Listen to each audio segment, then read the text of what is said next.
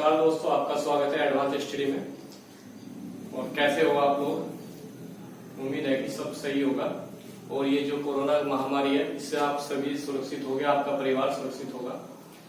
और आपको सावधानी लगातार बरतनी है, क्योंकि ये महामारी की अब तक कोई वैक्सीन नहीं बन पाई है, तो जिसके कारण परेशानी हो सकती है सभी को। तो सभी को अपना ध्यान रखना है, अपने परिवार का ध्यान रखना है। ठीक है दोस्तों, आज मैं बात करने वाला हूँ एक बहुत ही महत्वपूर्ण मुद्दा, एक चर्चित मुद्दा।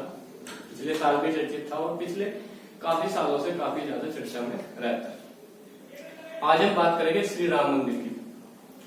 आज सभी को पता है, आज 5 अगस्त 2020 श्री राम मंदिर की आधारशिला रखी जानी अयोध्या में।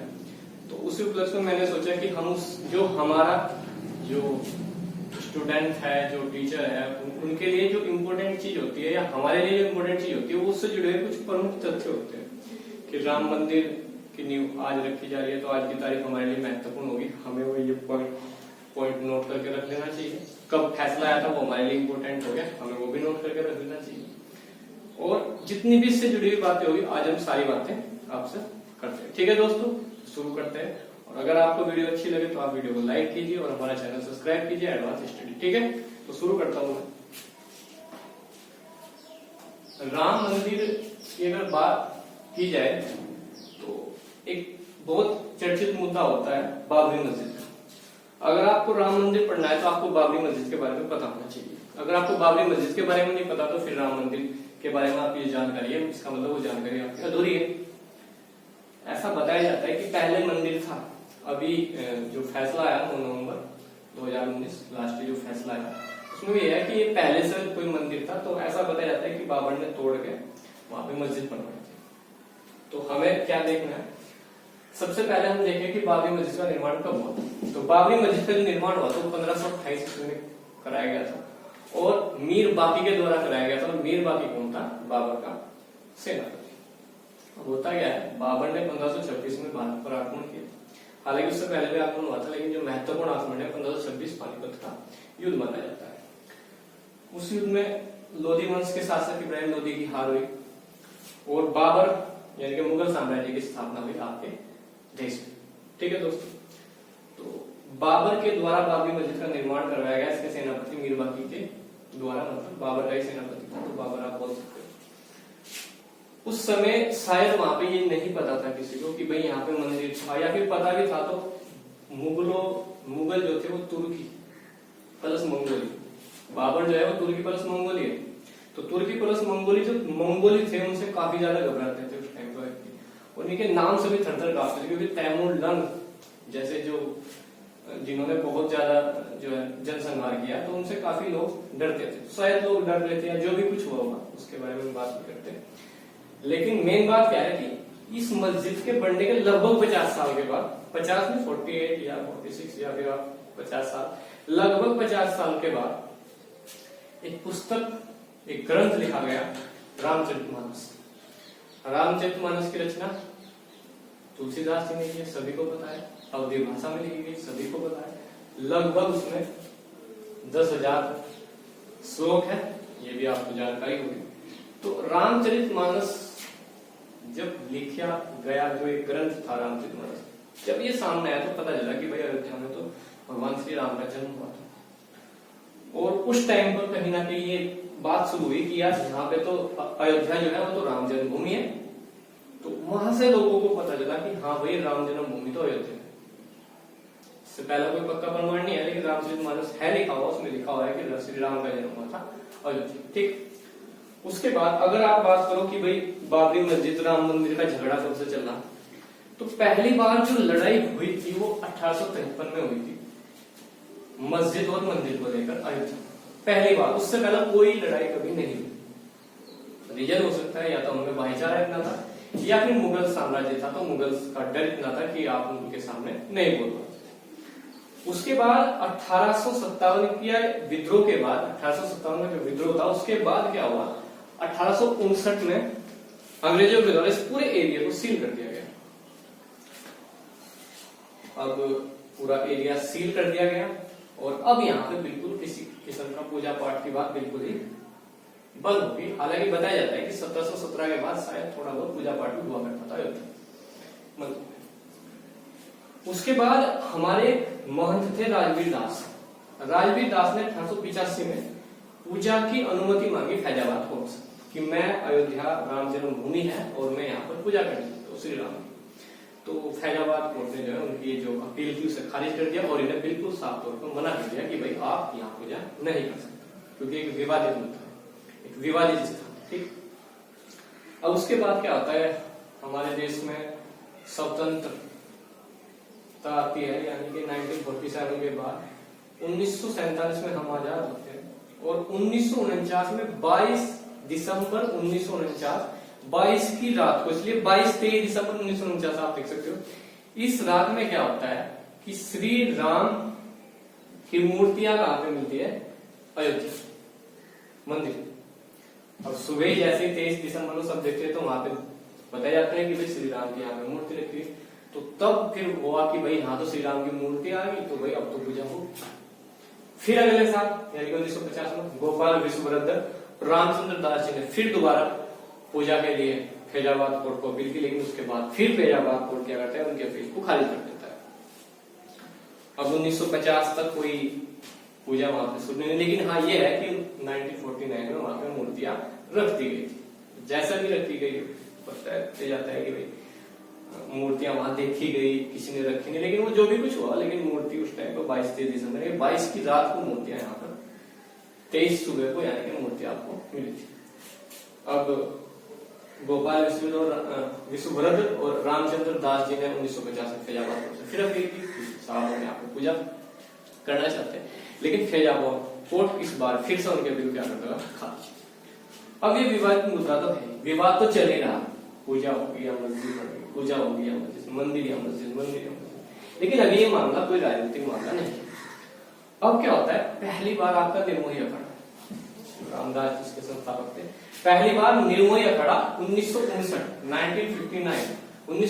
में कोर्ट जाता है और कोर्ट में अपना केस डालता है कि भाई ये जो स्थान है इसका जो अधिकार है वो हम है, क्योंकि हम हिंदुओं के और ये श्री राम जो है वो हमारे भगवान है और ये जो जगह है वो हमारे अंडर में आएगी, यानी कि निर्मोही अखाड़ा। 1959 में जैसे ही निर्मोही अखाड़ा केस डालता है, उसके 2 साल बाद सुन्नी वक्फ बोर्ड भी क्या करता है, केस डालता है 1961। अब यहां से जो है ये कोर्ट में बात चली गई, यहां से अब ये केस शुरू हुआ कि भाई ये मालिकाना हक इस पर मुसलमानों का होगा या मालिकाना हक इस पर हिंदुओं का होगा, मतलब यहाँ पर राम मंदिर बनेगा या फिर मस्जिद रहेगी। ठीक। अब फिर एक टर्न आता है, देखो 1980 में बीजेपी पार्टी जो है उसकी स्थापना। 1980 से पहले कोई भी चर्चित मुद्दा नहीं था श्री राम मंदिर। 1980 के बाद टोटल राजनीति श्री राम मंदिर पर होनी शुरू हुई। यहां तक है कि बीजेपी जब पहली बार चुनाव लड़ा था तो बताया जाता है कि 205 सीट केवल बीजेपी को मिली थी पूरे देश में, लेकिन जैसे ही बीजेपी राम मंदिर का मुद्दा लेकर चुनाव लड़ती है तो बीजेपी को मिलती है 58 सीटें। तो आप समझ सकते हो कि कितना चर्चित मुद्दा हो गया था और अब यहाँ पर राजनीति होनी लाजमी होगी और अब इस मामले पर राजनीति होती ही रहेगी। उसके बाद क्या होता है, 1986 में 1986 में फैजाबाद कोर्ट जो है वो यहाँ पर पूजा करने की अनुमति दे देता है, मतलब 1986 में पूजा शुरू हो जाती है फैजाबाद। अब 86 में पूजा शुरू होती है, लेकिन 89 मतलब मात्र 3 साल बाद इलाहाबाद कोर्ट फिर से इस पर क्या लगा देता है, पाबंदी। हाँ वो बात अलग है कि अगस्त में इलाहाबाद ने पाबंदी लगाई और नवंबर में फिर भी वहां पर पूजा हुई। बताया जाता है कि आपके जो आरएसएस के बंदे उन्होंने वहां पर पूजा किया और उसमें कहीं ना कहीं राजीव गांधी का भी सहयोग था। अब उसके बाद बीजेपी ने तो मुद्दा ही उठा रखा है राम मंदिर का। अब बीजेपी के उस टाइम पे जो मेन जो व्यक्ति हुआ करते थे वो श्री अटल बिहारी वाजपेयी और लाल कृष्ण आडवाणी, मुरली मनोहर जोशी, जसवंत सिंह। तो लाल कृष्ण आडवाणी के नेतृत्व में एक रथ यात्रा का आयोजन हुआ जो 25 सितंबर 1990 को चली सोमनाथ मंदिर से और 30 अक्टूबर 1990 में पहुंची अयोध्या। 30 अक्टूबर 1990 में पहुंची अयोध्या।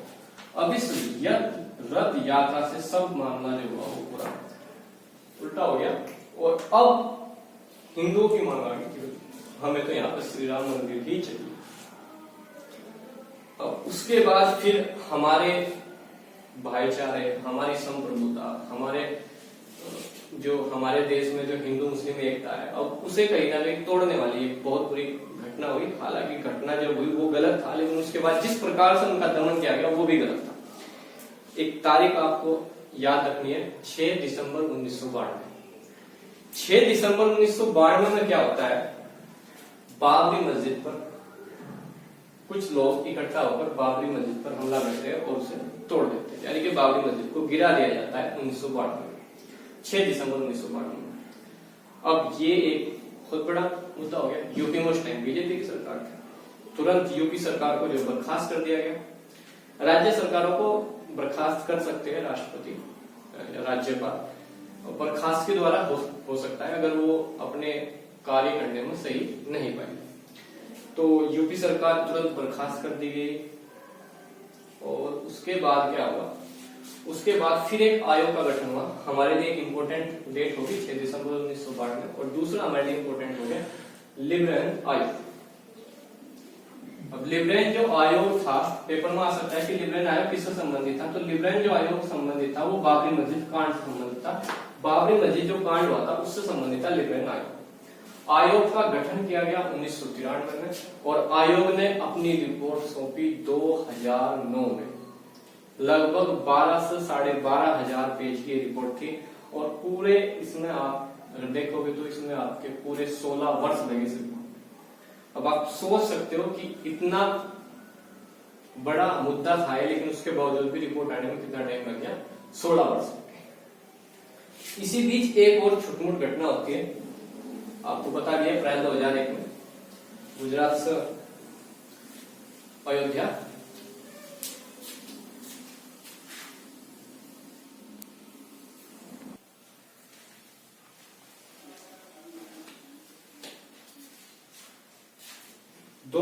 में गुजरात से अयोध्या गाड़ी जाने वाली थी गोधरा से, और उस गाड़ी में जो है आग लगा दी गई, जिसमें बहुत सारे राम भक्त मारे गए थे, और वो गोधरा कांड के नाम से प्रसिद्ध है। आपने सुना भी होगा कि नरेंद्र मोदी को बोला जाता है कि गोधरा कांड ये हुआ था वो हुआ था, तो वो ये वाला ही गोधरा कांड है, जिसमें नरेंद्र मोदी को बोला जाता है कि इन्होंने मुसलमानों पर अत्याचार किए, या जो भी इस टाइप से बात बोली जाती है। तो हालांकि आपके प्रधानमंत्री को क्लीन चिट भी मिल चुकी है, तो ऐसा कुछ नहीं था, लेकिन जो भी कुछ हुआ होगा हम राजनीति में नहीं करते। तो गोधरा कांड भी इसी बीच हुआ था। अब उसके बाद क्या हुआ, 2009 में जो लिब्रेन आयोग की रिपोर्ट आई, उसके बाद क्या हुआ, 30 सितंबर 2010, इंपोर्टेंट डेट है, आपको याद रखनी है, 30 सितंबर 2010।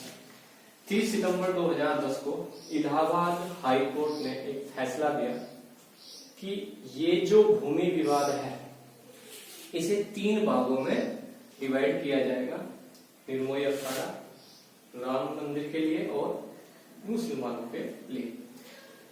अब 3 भागों में डिवाइड की बात हुई 2010 में, लेकिन सारे के सारे जो दल थे सारे भी कोई भी इससे सहमत नहीं हुआ, और सब कहां पहुंचे, सुप्रीम कोर्ट।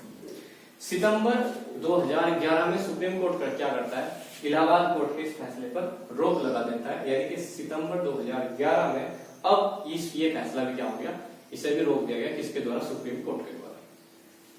फिर मामला चलता है, पार्टी अपने मुद्दा ले रहे, राम मंदिर हम बनाएंगे, बीजेपी ने बोला नहीं, तो ये चीजें फिर चलती है। अब क्या होता है, 2016 में एक बंदे थे सुब्रमण्यम स्वामी, 2016 में वो क्या करते हैं, वो एक एप्लीकेशन डालते हैं कि अयोध्या की जो भूमि है उस पर श्री राम का मंदिर बनाने की परमिशन मिलनी चाहिए, 2016 की जरूरत। अब वो भी अपनी एक एप्लीकेशन डाल देते हैं कि भाई यहाँ पर राम मंदिर बनना चाहिए, क्योंकि ये राम जन्मभूमि है। अब फिर उसके बाद फिर चीजें चलती जा रही थी जैसे तैसे। उसके बाद क्या होता है, 2019 में ताबड़तोड़ जो है एक्शन होगा इस काम पे, ताबड़तोड़ एक्शन राम मंदिर पर। पहले क्या होगा, अगस्त में क्या होगा, श्री श्री रविशंकर जी जो है हमारे आध्यात्मिक गुरु है, उनके द्वारा प्रयास किया जाएगा कि मुस्लिम और हिंदू जो पक्ष है उन्हें एक साथ बैठा के फैसला कर लिया जाए, ताकि ये विवाद ना हो। सभी को डर था कि हिंदू मुस्लिम विवाद होने के चांस।